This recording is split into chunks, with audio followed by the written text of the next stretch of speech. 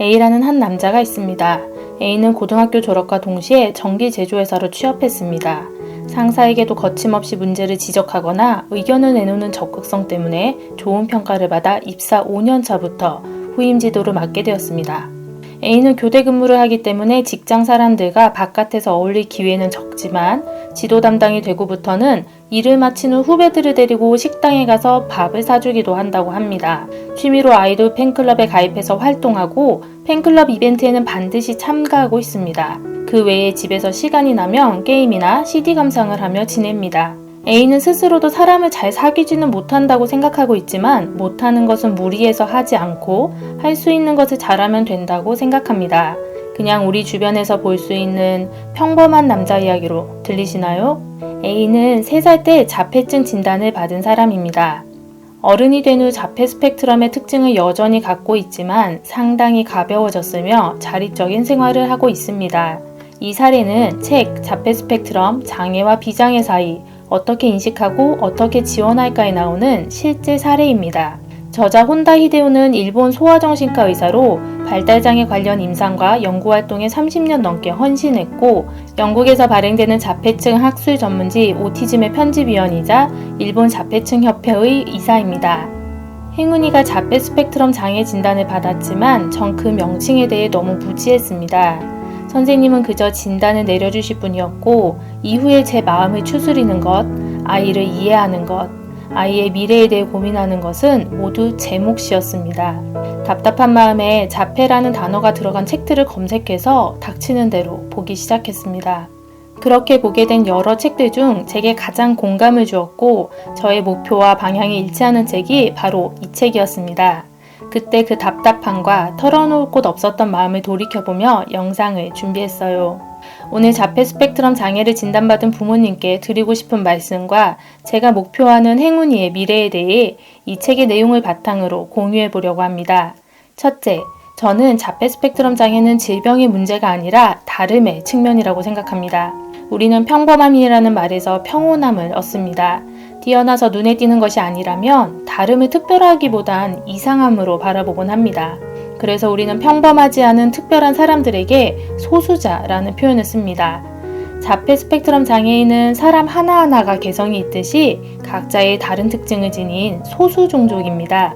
흔히 우리 아이들에게 도움을 주는 모든 수업에 치료라는 표현이 붙지만 어찌 보면 그저 정체성이 다른 것이기에 치료의 대상이 아닐 수도 있습니다. 하지만 다수의 세상을 사회라 부르고 사람들과 어느 정도는 어울려 살아가야 하기에 도움이 필요한 것이 현실이죠. 자폐 스펙트럼 장애 아이들은 사회에서 살아갈 수 있는 기술을 익힐 수 있도록 도움이 필요한 질병을 지닌 게 아닌 다른 아이들일 뿐입니다. 둘째, 자신을 자책하지 말고 상심의 시간을 충분히 가지세요. 자폐 스펙트럼 장애가 유전적 요인이 있긴 합니다. 하지만 부모에게 물려받은 유전자 때문이라는 의미가 아닙니다. 부모님의 유전자가 만나서 결합하는 와중에 발생한 유전적 이상이 요인이기 때문입니다. 그리고 그것은 누구도 예측할 수 없는 사항이고 현재로서도 정확한 이유는 밝혀지지 않았습니다. 내 마음에 폭풍을 일으키는 사건들에 대해 왜 나에게 이런 일이가 아니라 왜 나면 안 되는 거지? 라는 생각은 내 마음의 부담을 덜어주기도 합니다. 그러니 나 때문에가 아닙니다. 나라서 아이를 보듬을 수 있는 것이라고 생각해 주세요. 당신이 너무 좋은 엄마, 좋은 아빠라서 자신을 잘 돌봐줄 것이라 믿고 온 거라고요. 하지만 이렇게 생각하려 해도 상심의 시기를 겪는 것은 당연합니다. 내가 왜 내 아이인데 못 받아들일까가 아니에요. 아이가 넘어져서 피만 나도 속상한 게 당연한데 장애라는 말을 들으면 바로 받아들일 수 있는 사람은 없습니다. 설령 예상했다고 하더라도요. 그러니 충분히 상심의 시간을 갖고 자신에게 받아들일 수 있는 기회를 주세요. 셋째, 자폐 스펙트럼 장애의 진단 비율은 생각보다 높습니다. 연세 세브란스 병원의 유명한 소아정신과 선생님은 자폐 스펙트럼의 비율을 100명 중에 3명 정도라고 하셨어요. 하지만 진단을 미루거나 아이의 장애를 인정할 수 없어 회피하는 경우도 있기 때문에 100명 중 5명 이상으로 보는 견해도 있습니다. 100명 중 3명의 비율은 어느 정도일까요? 요즘 초등학교가 한 반에 20명 내외라고 생각할 때 5반이면 100명이 됩니다. 이 중 두세 반에는 자폐 스펙트럼 장애 친구가 있다는 의미가 됩니다. 학교별로 편차가 있다고 생각해도 한 학교에 적어도 2명 이상의 자폐 스펙트럼 장애 학생이 있을 확률이 매우 높다는 의미죠. 다만 특수학급이 있는 유치원이나 어린이집의 수가 적고 초등학교도 한 반에 특수교육 대상자를 1명씩 배치하는 상황이니 가까이 있다고는 느껴지지 않으실 수 있어요. 아직 행운이는 8살이지만 중고등학교로 갈수록 일반 학교 대신 특수학교로 이동할 가능성도 배제할 수 없고요. 저도 공감과 위로를 받고 싶어 주변을 둘러보았지만 치료실 외에는 주변에서 행운이와 같은 자폐 스펙트럼 장애 아동을 찾기가 너무 힘들었어요. 그러다가 올해 학교에 들어가려고 막상 알아보니 생각보다 특수반 정원이 꽉 차 있더라고요. 이렇게 초등학교에 가게 되면 특수학급의 학생이 많아 오히려 입학에 어려움을 겪기도 합니다. 여전히 행운이와 비슷한 상황의 친구를 찾지는 못했지만 장애의 유형은 다를지라도 다른 발달장애 아동 부모님과 이야기를 나눌 수 있다는 것만으로도 정말 큰 위로가 됩니다. 넷째, 발달장애 아이들은 발달 속도가 저마다 다릅니다. 중요한 건 느리지만 반드시 성장한다는 거예요. 그리고 그 아이와 함께하며 나도 성장하더라고요. 자폐 스펙트럼 장애 아이들은 사회성 발달에 큰 어려움을 겪는데요. 보통 아이들이 4, 5살이 되면 자발적으로 인사를 한다고 합니다. 하지만 ASD 아이들은 인사를 해야 하는 당위성도 필요성도 잘 못 느끼죠. 매번 엄마가 인사해야지 라고 말해줘야 하죠. 이 책에서는 중학교 무렵에는 본격적으로 타인에게 관심을 갖는 경우가 많다고 합니다. 어쨌든 시기의 차이는 있을지언정 익힐 수 있다는 의미죠. 행운이의 경우 7살 12월경이 되니 또래에게 관심을 갖고 스스로 인사를 하기 시작했습니다. 하지만 본인이 관심을 갖는 경우에만 하는 인사라서 여전히 누군가가 인사했을 때 자연스럽게 자신도 인사하진 않습니다. 행운이와 함께하지 않았다면 남일이라 여겼을 장애의 세계. 아마 저도 그저 장애인을 어떻게 대해줘야 할지 몰라 불편한 시각으로 바라보았을 겁니다. 하지만 아이로 인해 장애에 대한 공부를 하면서 우연히 만나는 장애 아들을 보면 달려가서 안아주고 싶을 정도로 애틋한 마음이 듭니다. 물론 실천에 옮기진 않습니다. 그리고 아이들이 정말 잘 먹고 잘 자고 잘 사는 것만으로도 얼마나 감사한 일인지를 깨닫게 됩니다. 제가 삶에 힘들어하는 만큼 감사하게 된 것도 행운이 덕분이지요. 5째, 이 이야기가 가장 중요합니다. 주 양육자의 건강을 꼭 챙기세요. 신체 건강과 정신 건강 둘 다 포기하지 마세요. 설령 받아들였다 해도 느린 우리 아이들을 이해하는 것도 기다리는 것도 쉽지 않습니다. 정상 발달 아이들을 육아해도 매일 욱하는 일 투성인데 답답한 마음을 느끼는 순간이 훨씬 많겠죠. 특히 아이들이 치료가 많다 보니 손이 많이 갑니다. 집안일만으로도 충분히 가치 있고 힘든 일을 하고 계신 건데 거기에 아이의 느린 발달과 서투른 감정 조절에 훨씬 많은 육체적, 정신적 체력을 소모하게 됩니다. 무엇보다 우리 아이들과 함께 갈 날들은 아주 매우 길어질 가능성이 높습니다. 그러니 긴 여정에 반드시 본인을 먼저 챙기셨으면 좋겠습니다. 자신을 위한 작은 리추얼이나 취미, 공감을 얻을 수 있는 모임 등 여러 방법을 꼭 시도해보고 찾아놓으셨으면 좋겠습니다. 이건 책 원싱에 나왔던 표현이지만 도움을 구걸해서라도 꼭 자신의 시간을 만드세요. 저처럼 아이의 미래까지 준비하겠다고 자기 개발에 열을 올리며 자신을 학대하면 강박증과 우울증을 함께 얻게 됩니다. 이 말들은 모두 제가 듣고 싶었던 말들이에요. 당시엔 아무도 제게 이런 말을 해주지 않았거든요. 저는 이렇게 생각하면서 이제 저를 아끼려고 애쓰며 아이와 즐거운 하루들을 채워나가려 하고 있습니다. 그리고 제가 행운이에 대해 꿈꾸는 미래는 바로 스스로 살아갈 수 있는 자립입니다. 처음에 언급한 A처럼 자폐 스펙트럼의 특징은 사라지지 않지만 자립생활을 할 수 있게 성장한 사람들을 이 책에선 비장애 자폐 스펙트럼인이라고 말하는데요. 이를 위해 2가지 기술을 익힐 것을 제안합니다. 바로 자율 스킬과 소셜 스킬입니다.